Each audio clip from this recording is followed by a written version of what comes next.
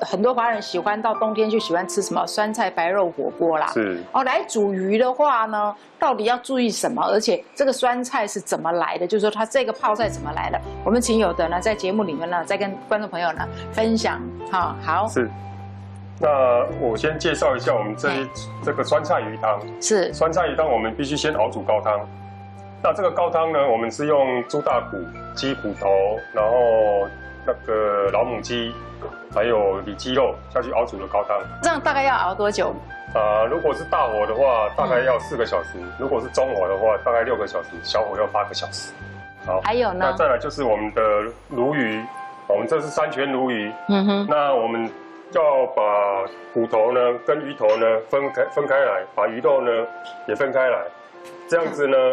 我们的鱼骨头呢，可以跟这个汤先煮，把它的汤汁结合起来，让它的味道更浓郁一些。那之后呢，是不是把骨头剥掉，是吗？不需要，因为有的人喜欢啃鱼骨头，所以你也如果是小孩子要吃的，我是建议要把鱼骨头去掉了。如果大人要吃的话，就是可以一起煮都没有差。好，然后还有一样东西，我们的酸菜心，还有客家酸菜，还有这个灯笼泡椒。这个灯笼泡椒呢是四川的灯笼泡椒然后这个白萝卜呢是用四川泡菜的那个卤水下去腌制的，那这个腌制至少要3天以上，至少要3天以上。OK， 好，那我们可以越放越久了，越放越香。越放越香，对。好，所以想要不是说我们卖关子啦，因为我们今天有的准备2道很精彩的料理，怕时间不够所以我们把泡菜的这一个做法呢安排在另外一集。那我们赶快来看今天这一道呢好吃的这个鲜鱼料理。好，我们先把油锅烧热然后倒入沙拉油。然后我们可以先把鱼头放进去炒一下，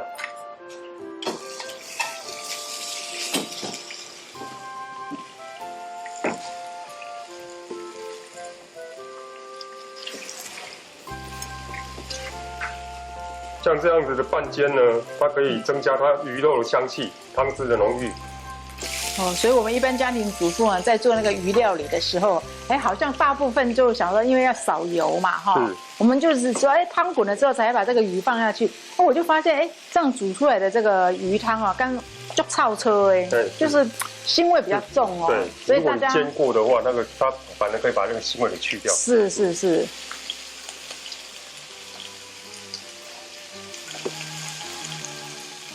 我发现很多餐厅在做那个鱼汤料理的时候，当然比较高级的或者价位比较高，会用石斑嘛，就斑鱼类啊。是。那现在鲈鱼在台湾的话，我觉得是很受欢迎对，现在像山泉鲈鱼它其实吃起来的土味没那么重。所谓山泉鲈鱼是吗？用山泉水养的吗？对，用山泉水养。所以它是在山脚下就挖一个鱼池，然后引那个山泉水过来。对。像这样子煎好的差不多了呢，我们就可以把高汤倒进去。直接把高汤这样子倒进去。用这种方法煮鱼汤，很不错先把它煎，而且我觉得煎了之后，它有一个好处就是鱼肉比较不容易散掉，对不对？对。然后我们可以把这些材料呢，酸菜跟客家酸菜，还有灯笼辣椒、萝卜给放进去煮。全部都一起放。对。这样不会怕烂掉，就是滚了就可以了。其实这一些菜呢，你是越煮越香的，对，是它是不怕煮的。等一下煮滚之后呢，我们就可以把鱼肉放进来。如果鱼肉熟了，我们就可以起锅了，调味就可以起锅了。那酸菜呢，本身的咸味就比较有了，所以呢，我们只要加一些盐巴，然后糖。然后起锅再加一点那个糯米醋，这样就可以。那不是这个酸菜本身已经蛮酸了吗？还不够酸。对，还不够酸。你再加一点糯米醋，它的香气会更足一点。哇，那其实这样子也很养生呢，因为我们知道多喝一些醋就是如果比较容易胀气的人，像以前小时候我们吃面食类比较容易胀气我爸爸就会在那个不管煮大卤面啦，还是吃水饺，都会用醋，因为有些人吃面就容易这个胀嘛所以就会加一些醋就从小我吃的面里面，我觉得都是吃那种好像酸酸的面，所以有一次我说是不是坏掉？我爸说不是，因为你们常常都鼓着一个肚子说胀气啊，所以他就给放了一堆的醋下去。哇，酸味都出来了，好酸哦！这时候会分泌口水了。是，那我们现在就可以把这个一些鱼肉给放进去。哦，所以那个小孩跟这个老弱妇孺的话呢，就是这个没有刺的这个鱼肉哈，夹去吃了哈。对。哎，为什么这个鱼肉你刚刚不煎呢？鱼骨头的作用呢，只要是把它的那个浓汤呢做一个结合，那这个要吃它的鲜。哦，因为骨头的话拿去煎，它的香气又更不一样，对不对？我们先放一点糖。中和一下，不然实在是太生嘞。然后放一点盐巴。最后我们就放这个糯米醋。好，酸再加酸呐。等一下你喝你就知道了，它那个酸啊，酸菜的酸跟醋的酸是不太一样的。对，因为酸菜的酸它毕竟经过这种比较长时间的发酵。是。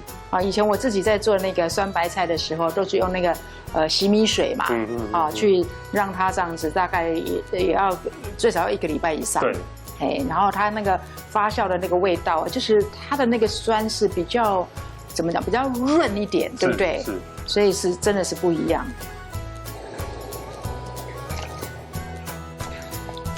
我觉得喝这个汤喝了会瘦哎，我等一下再喝一大碗，非常的营养。而且那个椒看起来好吓人哦，好像会很辣，结果这个汤一点都不辣。对。看下去，很多人以为是番茄耶。这是灯笼辣椒。对。